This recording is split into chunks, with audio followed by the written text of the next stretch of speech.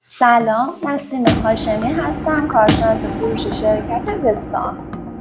امروز میخوایم راجع به پرفروش‌ترین محصولات فولادی با شما صحبت کنیم. حتما فکر میکنید که میخوایم راجع به میلگرد و تیراهن و ورقسیا اینجور چیزا با شما صحبت کنیم. کاملا درست متوجه شدید. ولی میخوایم این مسائل به صورت عمقی تر بررسی کنیم و اینکه راجع به کاربردشون و حدود قیمت اینجور مسائلش هم با شما صحبت کنیم. بدون اتلاف وقت بریم سراغ شروع ویدیو. فقط قبلش اگر هنوز ما سابسکرایب نکردید لطفا این کار رو انجام بدید.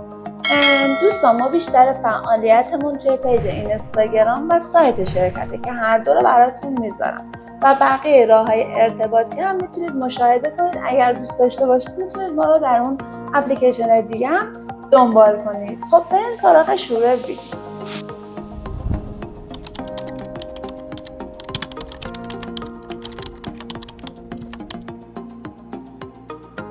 اولین محصول پرفروشی که وجود داره در جهان تیراهن جزو پروفیل‌های معروفیه که از آلیاژهای مختلفی ساخته میشه.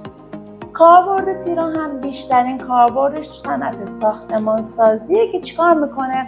میاد فشار ساختمان رو تحمل میکنه.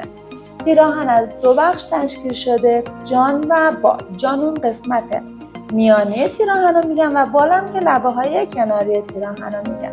به نظر شما کدوم قسمت مهمتره؟ بال یا جان؟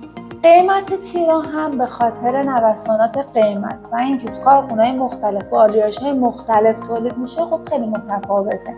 شما میتونید روزانه قیمت تیراهن از سایت شرکت وستاهن به روز مشاهده کنید. محصول دومی که میخوام راجعش باهاتون صحبت کنم لوله مانیسما یا لوله بدون درز. لوله مانیسما جزو لوله‌های فولادی فاقد درز و شکافه. این محصول به خاطر مقاومت بالایی که داره و در اندازه‌های کوچکتر ساخته میشه کاربردهای خیلی زیادی میتونه داشته باشه. لوله مانیسما در طول‌های 6 متری و 12 متری تولید میشه.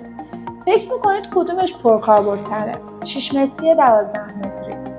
یکی از مزیت‌های مهم لوله مانیسما اینه که تو ساختارش سم وجود نداره و تمیز هست. سومین محصول ورق سیاهه که مطمئناً همه شما باهاش آشنا هستید.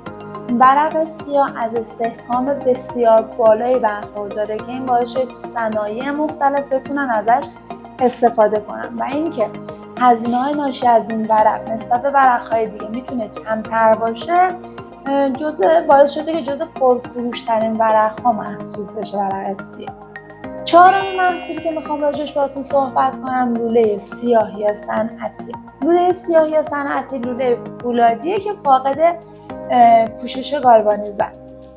یعنی اینکه دوام بالایی داره و سبک راحت قابل حمله، ولی چون پوشش نداره میتونه تو شرایط خاص مثل رطوبت دچار زنگ زدگی بشه. پنجمین محصول پروفیل گالوانیز است. کلا پروفیل یکی از پرفروش‌ترین محصولات جهانه توی مقاطع فولادی و اینکه دلیلش چیه؟ به خاطر استحکام بالا و شکل پذیری که میتونه داشته باشه توی صنایع مختلف به خصوص ساختمانسازی کاربردش خیلی زیاده و پروفیل به خاطر پوششی که داره باعث میشه که در مقابل زنگ زدگی مقاوم تر باشه.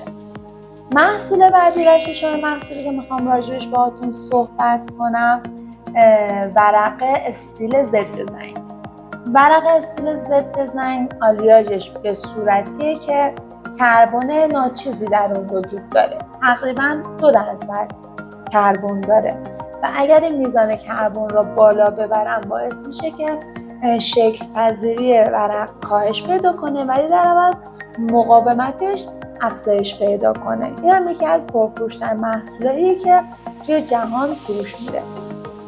هفتمین آخرین و نام‌آشناترین محصولی که میخوام خدمتتون معرفی کنم میلگرد یک مدل میله فولادیه که جزو مقاوم‌ترین میله‌های فولادی حساب میشه و اینکه خیلی کاربردهای زیادی تو صنایع مختلف داره ولی مهمترین کاربرد اون برای بتون‌ریزی در ساختمون استفاده میشه. که توی ایران هم تا دلتون بخواد کارخونه تولید میوه داریم. هر کدوم از آلیاژهای مختلف و قیمت‌های مختلف هستن که برای خریدش حالا بستگی به محلی که قرار میگیره استفاده بشه میتونید نزدیکترین کارخونه و اینکه نوع آلیاژی که به خصوصی که میخواید براتون انتخاب کنید. در نهایت هر کدوم از این محصولات که الان راجبش صحبت شد و محصولات دیگه مقاطع فولادی عذرخواهی میکنم که وجود داره، قیمتشون هر روز به صورت آپدیت شده تو سایت شرکت وستا هم میتونید مشاهده کنید و همچنین ما فروش‌های ویژمون هم توی پیج اینستاگراممون روزانه اعلام میکنیم. خوشحال میشیم که ما رو توی این دو مورد همراهی کنید. از اینکه تا اینجای ویدیو همراه بنده بودید متشکرم. شب و روزتون خوش. خدا قوت.